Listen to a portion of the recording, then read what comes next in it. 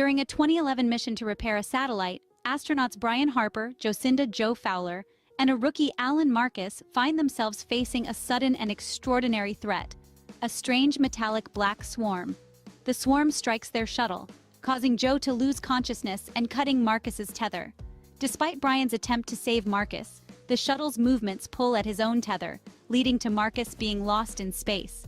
Upon returning to the shuttle, Brian endeavors to contact Marcus, only to find that the communication systems are offline.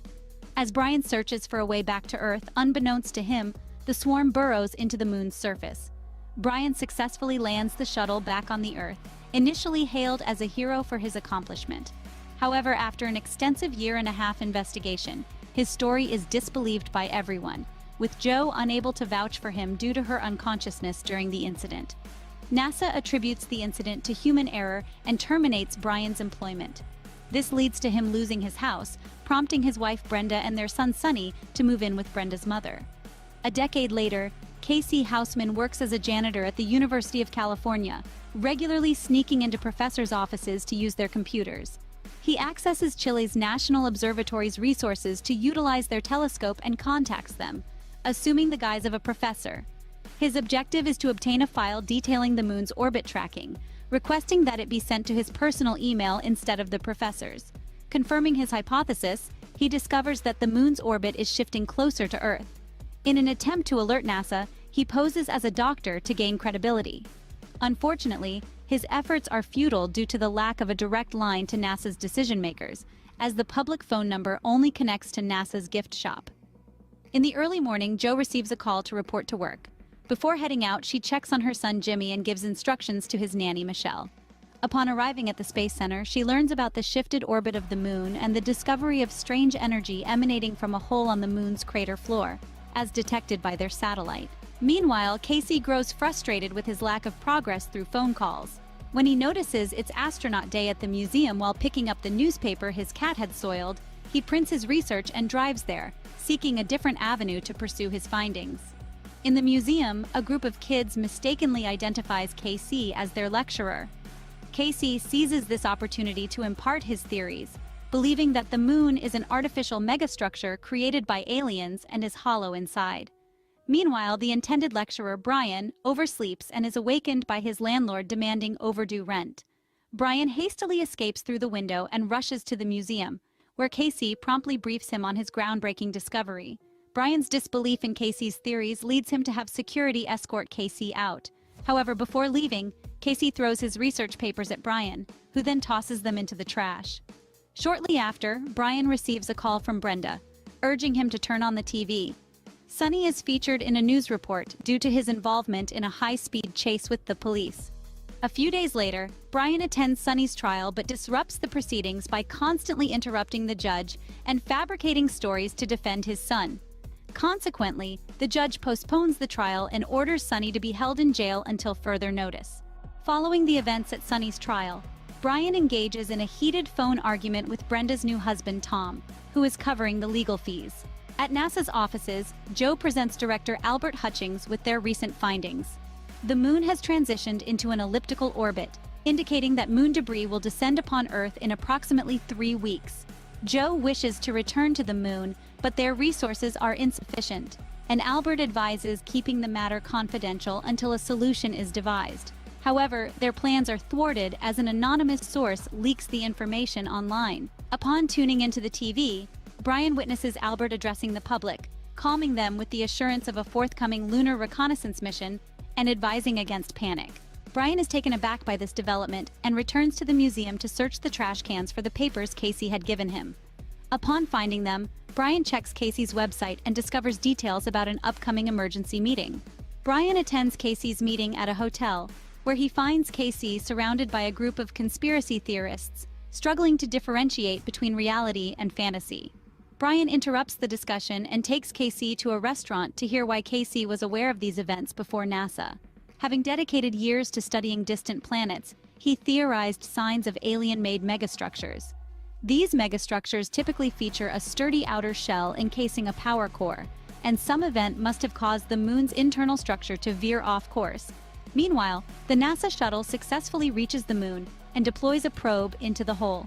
Initially descending, the probe unexpectedly changes direction and starts ascending.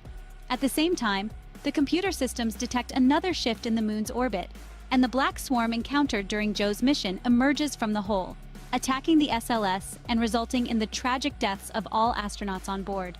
As the lunar orbit deteriorates, the repercussions of the moon's shifting start wreaking havoc on Earth. Coastal cities endure storm surges and record tides, leading to flooding. To ensure the safety of the meeting attendees trapped in the hotel, Brian instructs them to move upstairs. Casey's delay results in him being struck by a wave, prompting Brian to leap into the water to rescue him. Meanwhile, Joe and Albert scrutinize mission footage and conclude that the swarm exhibits signs of intelligence, hinting at it being an AI. Recognizing Earth's lack of readiness to confront such a development, Albert resigns, elevating Joe to the position of director. Joe's suspicions about Albert's actions lead her to demand answers. In response, Albert grants her access clearance to investigate information independently. Joe delves into NASA's restricted area and uncovers footage from her previous mission, validating Brian's assertions. The swarm encountered previously is the same entity confronting them presently. Holdenfield, a former NASA official, then approaches her with answers to her questions. He discloses that during the renowned Apollo 11 moon landing in 1969, the mission supposedly lost contact with Mission Control for 2 minutes. However, the truth is that Mission Control intentionally cut off the feed to prevent the public from discovering what they encountered on the moon that day. Holdenfield elaborates that peculiar pulsating lights were observed emanating from beneath the moon's crust. NASA opted to conceal this finding because the technology observed was leaps ahead of Earth's capabilities, and they were unsure of their ability to control it. Their sole chance rested with a military program named Zulu X-ray 7, but it was discontinued due to budgetary constraints. Joe reaches out to military leaders to propose collaboration for a solution, only to be turned down as they claim ownership of the operation now. She makes an attempt to persuade her ex-husband, General Doug Davidson, that deploying nuclear weapons would have catastrophic consequences due to the global fallout, but Doug remains steadfast in trusting his team and rejects her plea. Despite Doug's request for her and Jimmy to join him at his home, Joe refuses to resign from her position during the emergency. She insists that Doug send her the incomplete Zulu X-ray 7, citing its EMP as their only hope. After promising that she and Jimmy will join him after the launch, Doug agrees to her request. Later that night, a military helicopter arrives at the hotel to pick up Brian, who agrees to go only if Casey accompanies him. Upon meeting with Joe, Casey admits to leaking the information online. Recognizing the AI swarm's ability to identify Earth's technology, Joe recruits Brian due to his unique experience of landing a shuttle without power. Brian agrees, but he demands his son's release from jail and his safety at the station as a condition. After finalizing the agreement, the team retrieves a retired shuttle from the museum to carry the EMP. The military arrives at NASA to train Brian in detonating the EMP. In return, Brian explains their plan to have a navigator perform manual calculations to avoid electronic reliance, relying solely on thrusters for landing. Unfortunately, an earthquake damages the base and the shuttle, rendering them unable to launch. With a damaged engine, they are unable to proceed. Joe expresses gratitude for everyone's efforts before advising them to leave and spend their final moments with their families. As most of the personnel leave the base, Joe is about to depart when she notices that Casey is still engrossed in calculations. The moon's gravity is expected to surpass 80% of Earth's pull, indicating that launching when the moon is directly overhead could compensate for the damaged engine with its gravitational pull. With the majority of the team gone, they hastily assemble a last-minute crew for this endeavor. Brian will pilot, Joe will navigate, and Casey will handle calculations once they power down their electronics. While Casey contacts his mother, Joe and Brian bid farewell to their sons, who, accompanied by Michelle, are heading to join Doug. Brian also arms Sunny as a precautionary measure.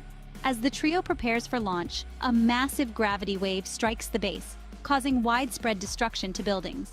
The advancing water also reaches the shuttle, but Brian skillfully maneuvers it far enough for the moon's gravitational pull to attract and save it, enabling the shuttle to escape Earth safely. They swiftly gather fuel from a nearby satellite to replenish the shuttle's reserves, all while Casey amusingly captures the moment with selfies. With the moon drawing nearer, they shut down all electronic systems, and Brian manually ignites the thrusters to propel the shuttle towards the moon, enduring impacts from floating debris during the journey. Meanwhile, Michelle and the boys encounter armed individuals who intercept them on the road, seizing their jeep. Sunny manages to retain the gun by dropping it in the snow before the men rob them, but they snatch Jimmy's bag containing his phone, preventing them from calling Doug for assistance outside the bunker. Needing another vehicle, Sunny takes them to his mother's house to seek one. However, with moon debris descending on Earth and the moon's proximity causing unpredictable weather, Michelle and the boys must seek refuge in a fragile shack until the danger subsides. As the shuttle approaches the moon, Brian departs in a rover with the EMP and activates its electronics to set it up as bait before returning to the shuttle. Despite this, the AI swarm unexpectedly targets the shuttle instead of the rover. Brian destroys the remote control of the EMP, suspecting it might be the source of the swarm's attention. However, the swarm persists in approaching, seemingly determined to engulf the ship. It's then that Brian realizes the swarm is detecting Casey's phone, prompting him to destroy it as well. This action immediately causes the swarm to retreat.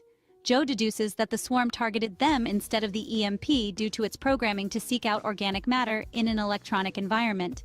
This realization leads to the understanding that they must guide the shuttle into the moon, with only a 2-hour window before the military deems the mission a failure and launches their nuclear weapons. Meanwhile, back on Earth, Michelle and the boys finally arrive at their destination. As they approach the gates of the private neighborhood, they come under fire from armed neighbors defending their property. Fortunately, Tom learns of their situation and rushes to their rescue. However, their reunion is short-lived, as they receive an urgent evacuation message due to the deteriorating effects of the moon's proximity on the planet. One consequence of the disaster is the reduced oxygen levels on the surface, leading to difficulties in breathing and posing a risk of death. As they search for oxygen in the nearby fire station, they come across the men who had previously stolen their jeep. This time, Sunny is ready to confront them. Sunny takes one of the men hostage using the gun from Brian, enabling them to gather all the oxygen tanks and retrieve Jimmy's backpack before departing in Tom's car. After securing the EMP, the shuttle enters the hole amidst the craters, delving into the moon's interior. Inside, they confirm Casey's theory about the moon being a megastructure housing a power core. As they prepare to use the EMP against the swarm, the shuttle unexpectedly starts moving on its own. As the swarm closes in, a door unexpectedly opens, allowing the shuttle to enter and sealing off the swarm outside. However, the rough landing results in the shuttle's destruction, causing the trio to lose consciousness. They find themselves being scanned by a light while the military readies to launch nukes due to the prolonged mission duration. Meanwhile, Sunny's family is under attack by the pursuing robbers, who open fire on them. Tom retaliates with gunfire as Sunny deftly navigates the car through falling debris. Spotting a crater opening up ahead, Sunny accelerates and successfully leaps over it, evading the pursuers who are either struck by debris or fall into the crater. After reaching a safe distance, Doug contacts them, explaining that he can no longer accommodate them in the bunker due to the imminent missile launch, and advises them to seek shelter independently.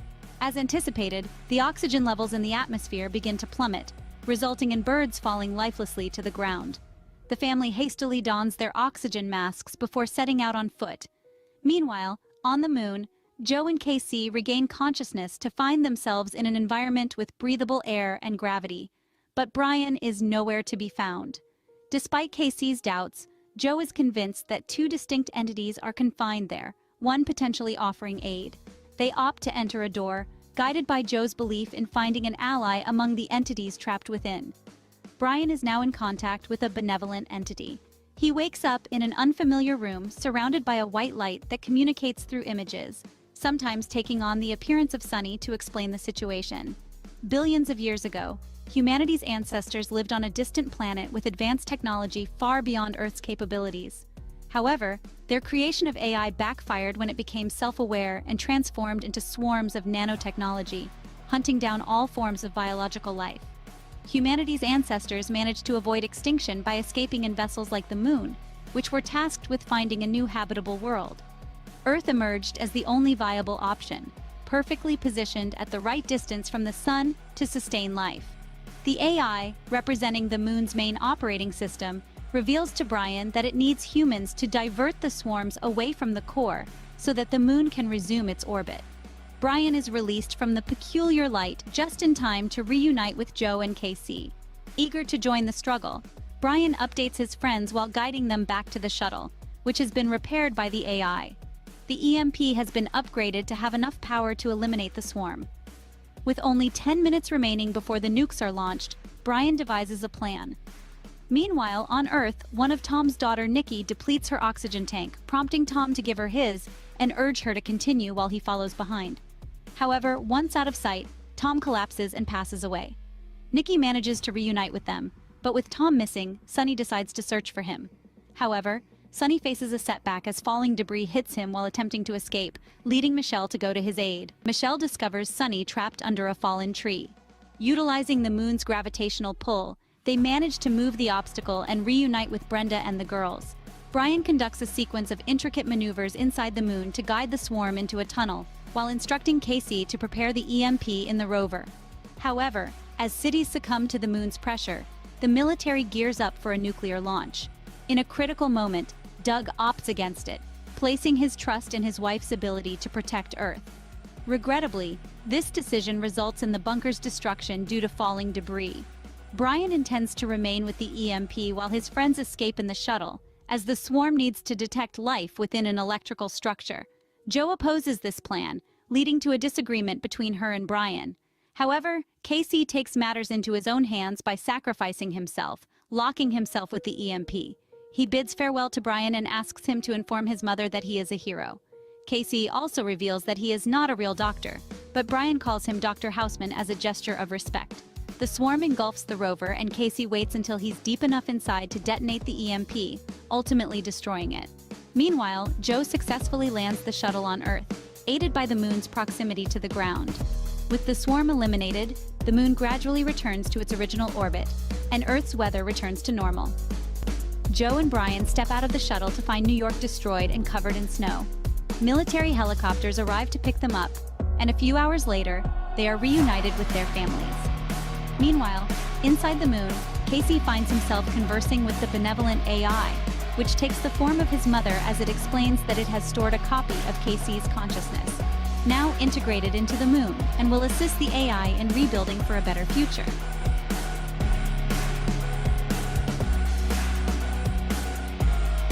See you in our next Film Flash.